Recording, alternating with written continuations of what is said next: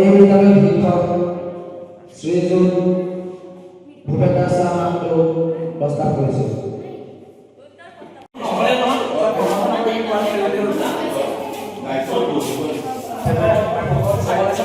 সভাৰ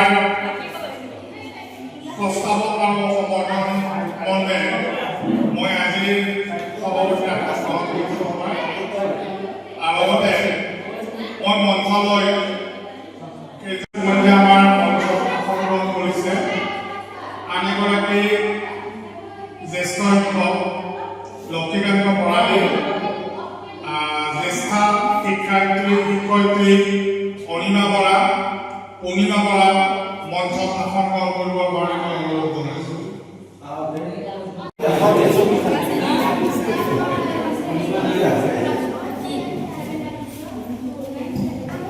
শ্ৰী দীপাংকৰ হাজৰিকা।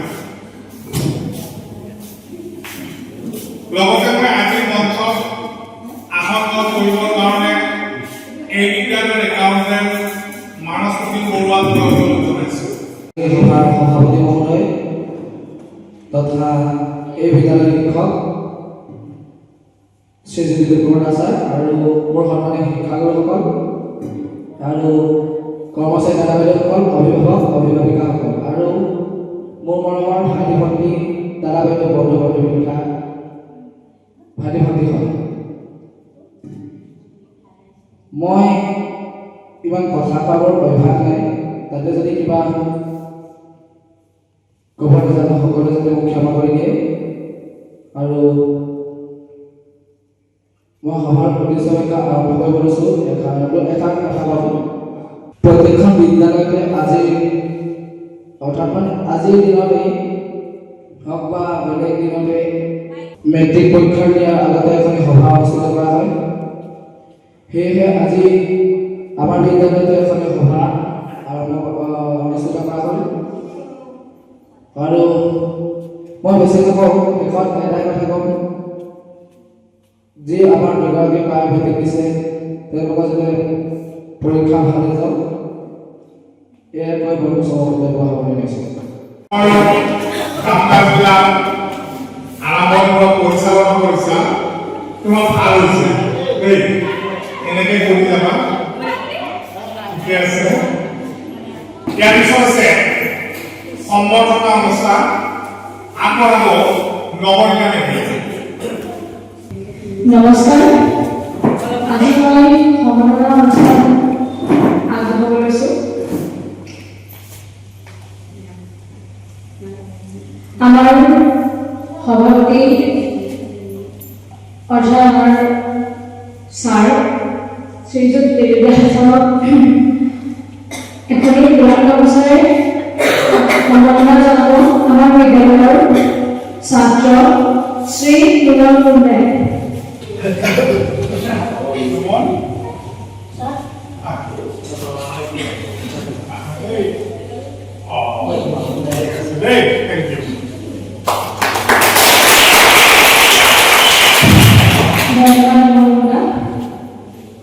এতিয়া আমাৰ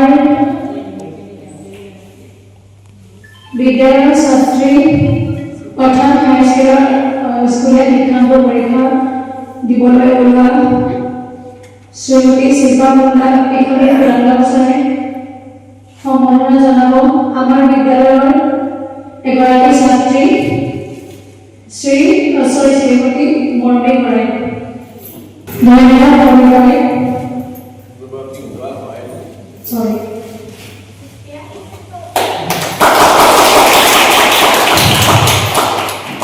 এতিয়া আমাৰ আৰু এগৰাকী ছাত্ৰী অৰ্থাৎ বা আছিল শ্ৰীমতী পৰিকৰ বৰাই।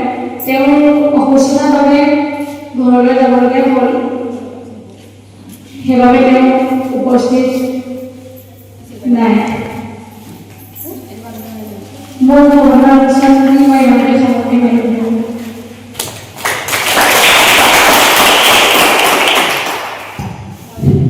নূৰ মহম্মদ আলী মঞ্চত শপত গ্ৰহণ কৰিব লাগে।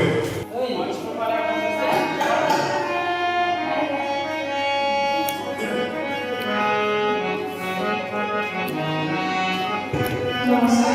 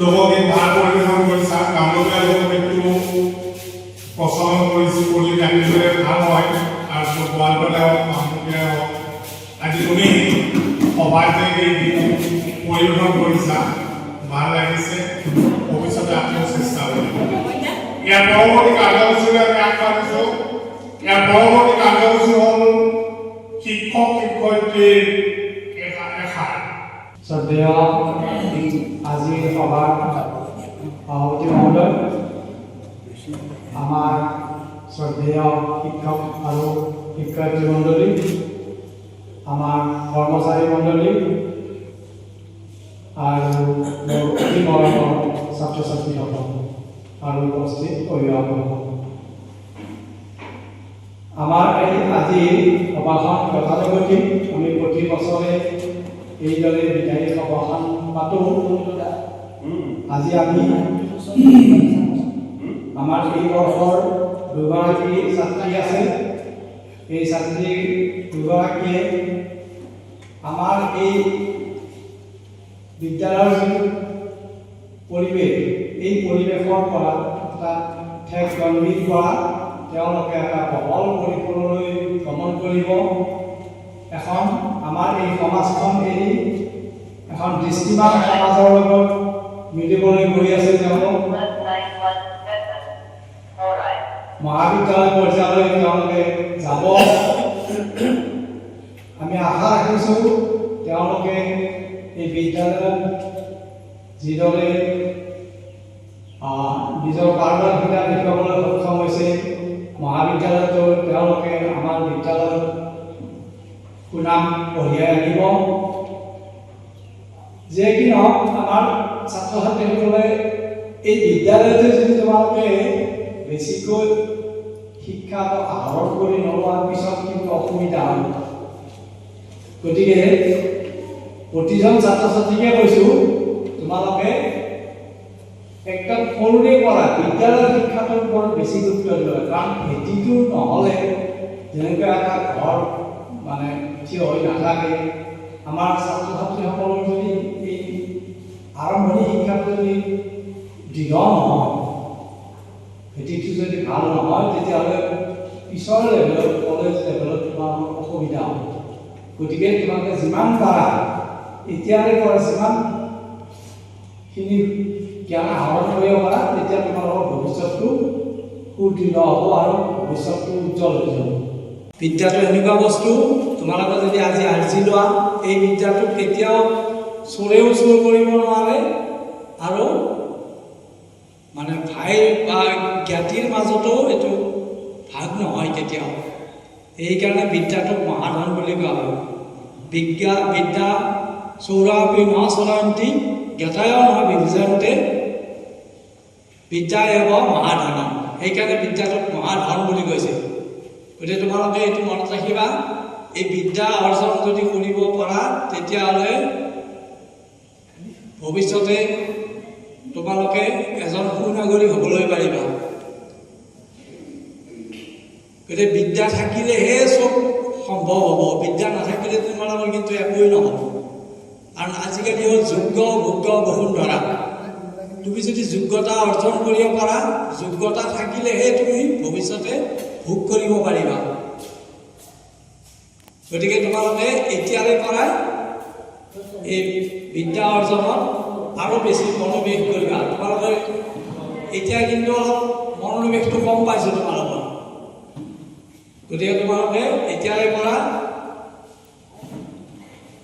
নতুন উদ্যমেৰে এই বিদ্যা গ্ৰহণত আৰু বেছি মনোনিৱেশ কৰিবা। গতিকে মই শিপা আৰু পৰি আমাৰ অহাই মেট্ৰিক পৰীক্ষালৈ তেওঁলোকক যাতে সুনাম কঢ়িয়াই আনিব পাৰে, তাৰ কাৰণে ভগৱানৰ ওচৰত প্ৰাৰ্থনা কৰিছোঁ আৰু ভৱিষ্যতে তেওঁলোকৰ উজ্জ্বল কামনা কৰি মই মোৰ চমু বক্তব্য সামৰণি মাৰিছোঁ। উৎসাহিত কৰিছে আৰু কি পথেৰে গ'লে এগৰাকী সুশিক্ষিত ছাত্ৰী বা ছাত্ৰ হ'ব পাৰে, তাৰ কাৰণে তোমালোকক পৰামৰ্শ আগবঢ়াইছে। ইয়াৰ পিছত আমাৰ ভূপেন বেছে ক'ম বুলি সাজু হৈছিলে। ভূপেন বেছে ক'ব তোমালোকক।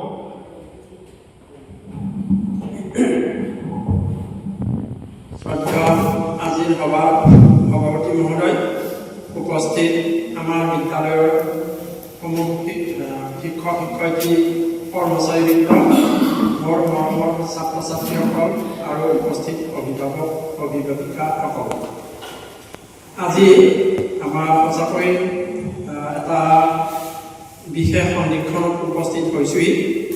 আজি প্ৰায় 9-10 বছৰীয়া সাধনাৰ পাছত আমাৰ দুগৰাকী ছাত্ৰীয়ে আমাৰ 2026 চনৰ উচ্চ মাধ্যমিক বিদ্যালয় একান্ত পৰীক্ষাত অৱতীৰ্ণ হৈছে। আৰু এই প্ৰসংগতেই আজিৰ এই বিদায়ী সভা।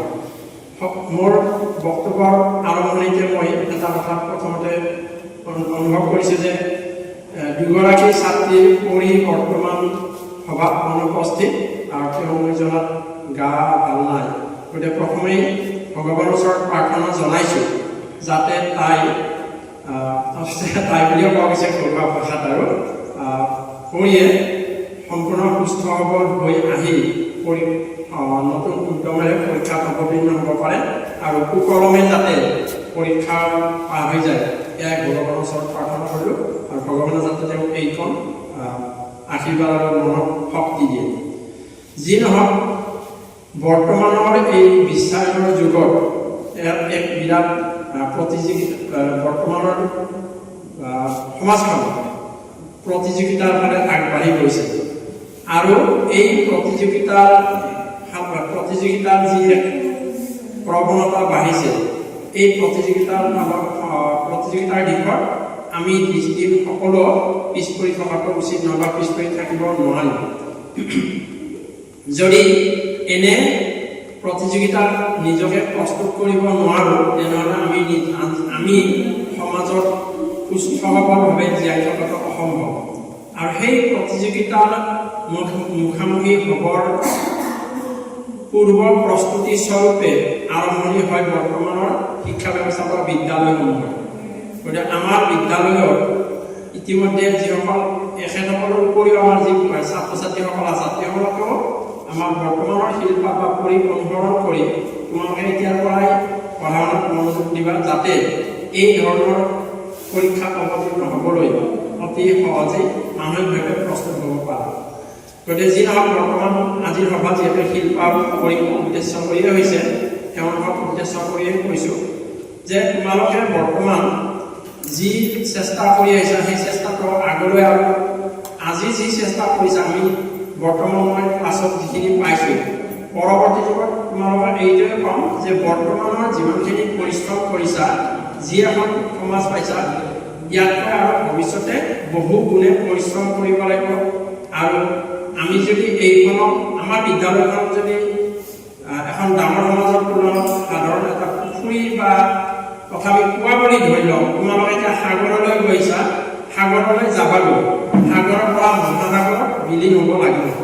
গতিকে এই সাধাৰণ পুখুৰী বা কুঁৱাৰ পৰা ওলাই গৈ সাগৰ আৰু মহাসাগৰত বিলীন হোৱাৰ কাৰণে তোমালোকে যথেষ্ট পৰিশ্ৰম কৰিব লাগিব আৰু সেই পৰিশ্ৰমৰ এয়া আৰম্ভণিহে মাত্ৰ অৰ্থাৎ হাইস্কুল শিক্ষান্ত পৰীক্ষাত তোমালোকে মাত কাঠি আমাৰ বিদ্যালয় তথা তোমাৰ নিজৰ পৰিয়াল সমাজ ওচৰ চুবুৰীয়া সকলোলৈ যাতে সুনাম কঢ়িয়াই আনিব পৰা এয়াই মই ভগৱানৰ ওচৰত প্ৰাৰ্থনা জনাই তোমালৈ তোমালোক সকলোলৈ তোমালোক দুগৰাকী মোৰ ইয়াৰ পৰা মৰম আন্তৰিক শুভেচ্ছা জনাই চমু বক্তব্য ইমানতে সামৰণি মাৰিলোঁ। ধন্যবাদ।